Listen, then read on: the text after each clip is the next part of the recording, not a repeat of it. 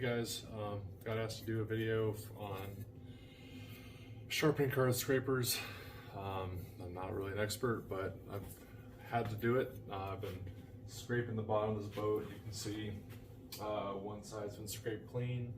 One side still have a lot of paint and stuff to scrape off. You could use like an orbital sander or whatever, but with these ribs, they're only like 6 inches apart. Well, I don't know, over 5 inches, so you could use a random orbital sander, but not very well. And obviously you can't use a hand planer, so this is what you want for removing a lot of material quickly and making sort of fuzzy shavings rather than just a bunch of dust that you're gonna inhale, because this is a cedar, so not ideal. But anyways, but here, you're not dealing with a flat surface. Even if you are dealing with a flat surface, you don't really like these corners. So how do you get from a piece of steel like this to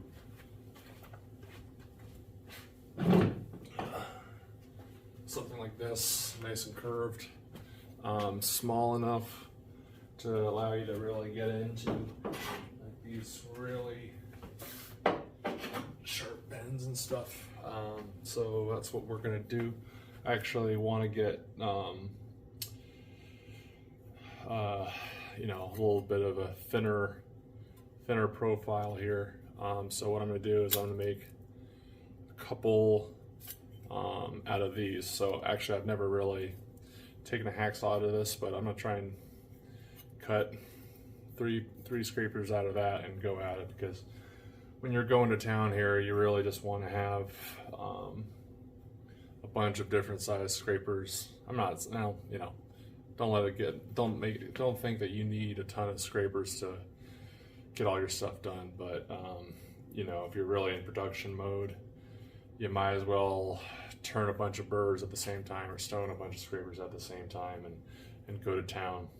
Plus, I'm a space cadet and I forget which edges have dulled, which of these 4 scraping edges have dulled, and so I'm always turning and looking for a new scraper before I have to try to put off before I go back to the sharpening station. But anyways, I've rambled on too long. Let's get started cutting these into pieces.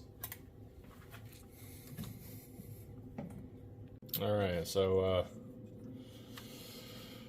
well, I decided to try using a hacksaw. I put a fresh blade on. Can't hurt. Stay sharp. So I was going to try putting this in like a pipe vise or something like that. I've kind of realized that pretty quickly that it's just teeth grindingly annoying to listen to the sound. This metal's super bendy. So I kind of have choked up on it and I'm going at it. My son's sleeping upstairs and I don't want to get too loud, but anyways, I'm going to whack at it for a little bit so you get the idea, but it's going to be kind of annoying sounding. So I don't know, maybe turn the volume down. But this is very soft metal, it's spring metal, and it will saw pretty easily. I don't know, other options could probably be using like a multi-tool or I don't know, any sort of powered equipment, but I figured I would just use a hacksaw because that's probably what you have lying around, and you don't need to go out and buy $100-something tool to get this job done, unless you want to. Don't let me get in the way of that. But so anyways, here we go. So I can't really see, but that took about like a quarter inch of material in short order, and I wouldn't really worry about cutting a straight parallel whatever. You're grinding it all off. We're not this really isn't rocket science. Don't let getting too exact with it. Don't overthink it, because if there's one thing I like to do is overthinking. So I'm going to try and cut like a 1 inch right here.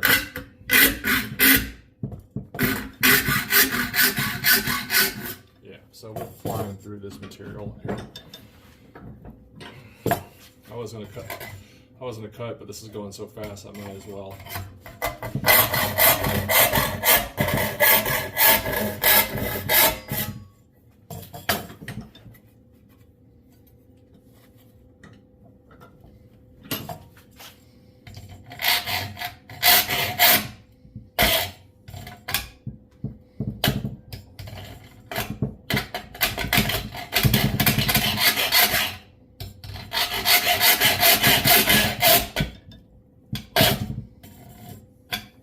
This is interesting.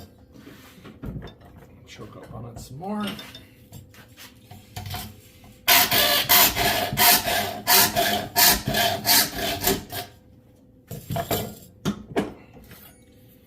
Alright, so you can see I missed my cut there, but that's good enough. We will be grinding off much of that stuff anyways. So I'm gonna go ahead and cut another one, and then I'll meet you guys back. All right, see you.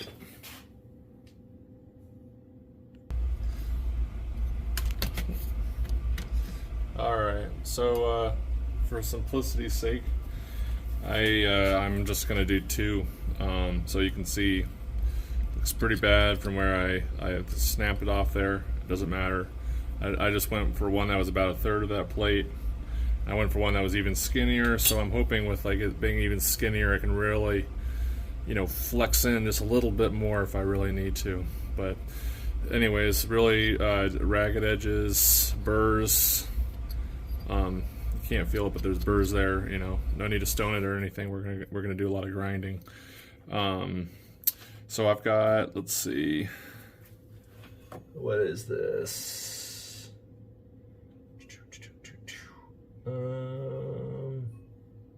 80 grit. So this is an 80 grit wheel. Yeah, it's a CBN wheel. You really don't need CBN to do this. It doesn't even really matter with like heat because there's so little metal. You're not doing an edge. You're doing, you know, a 16th or a 32nd cross edge, whatever. You'll see me black some edges. We'll go into that. You do not need CBN. I would just get whatever your roughest stone is, because we're going to be draw filing with a file to smooth this out before we even start taking it to the stone. So yeah, so here we go. And going with the roughest grit you can will really help keep everything cooler, because we're really just trying to remove stuff. We're not trying to refine any edges. That's all going to come later.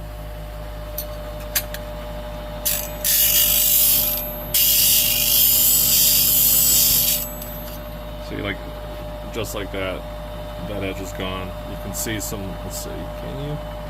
Yeah, you can see some black on that edge. That's because we burned the steel. We don't want to burn the steel. We want to keep it nice and cool. So I have, can you see it here? There we go. I've got this is where I keep my water stone actually. So I'm going to be using this water to keep this cool as I work. But because we're removing this entire corner, it really doesn't matter. We're just trying to hog stuff off here. All right. Let's get started.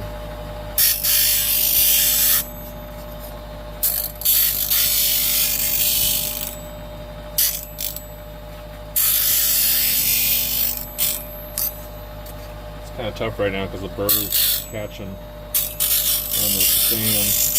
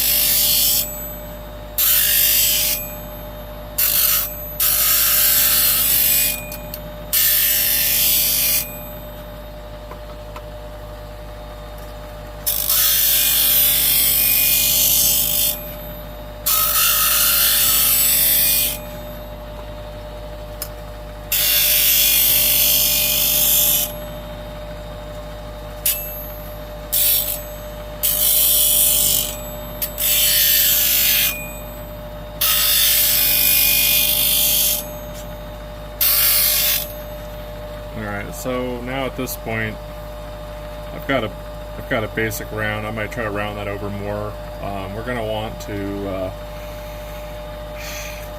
kind of turn a burr on the whole round area, so you can really dig into some spots if you want, because you're going to really use the entirety of this tool as you go, especially with the curved stuff. Flat stuff, it can be there. You just don't have to turn a burr there, but it's nice to have, and it probably looks better too. But so now we're going to go a little easier with the black, or with not burning our metal.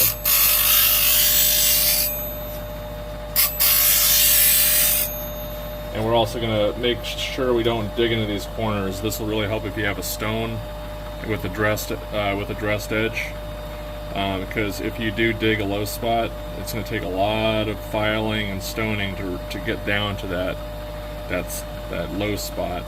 So you'll have a ragged burr there, and that'll be the first to break and start dulling your piece. So I have a pretty healthy burr on the underneath here. That's fine. We'll get there.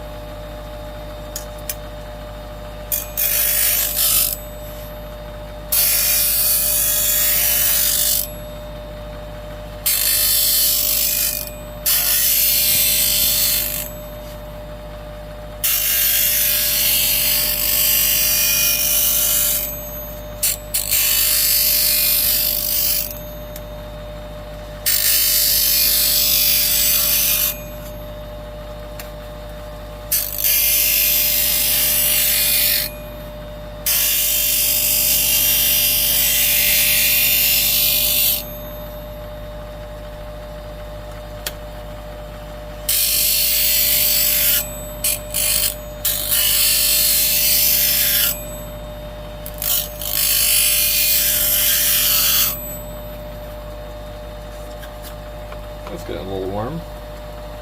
So yeah, if it's too warm for you to touch it, it's obviously too warm. So you don't overthink it. It's too hot. If you think it's too hot, it is too hot.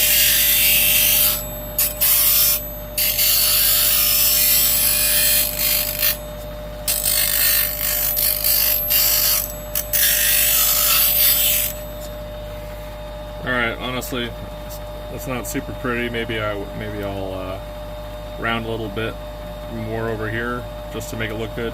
You could also take a compass, do a radius edge or whatever. Just, don't overthink it. I'm trying to do a curved surface. Think of it as think of it as a oh my god, why am I drawing a blank? But think of it like as a jack plane. You're trying to remove material. It's not a smoothing plane. You don't need an edge. You can scallop a little bit when you're scraping here. So let's see, where was it? Yeah, I'm gonna move just a little bit on this edge, just so it looks a little prettier.